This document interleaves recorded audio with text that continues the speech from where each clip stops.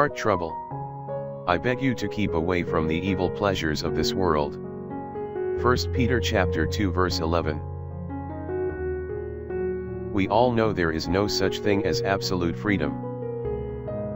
We cannot drive down the street at 100 miles an hour. You can't swing your fist at me, because your freedom stops at the end of my nose. We can say that we want freedom to publish pornography, to push harmful drugs, to have unrestricted sex, to lie, to cheat.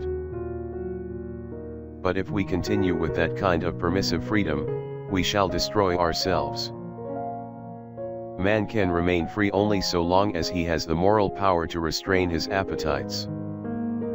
Basically, our problem is heart trouble.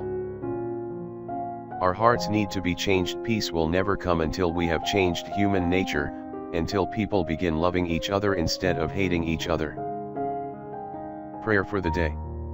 I need your guidelines in my life, Lord.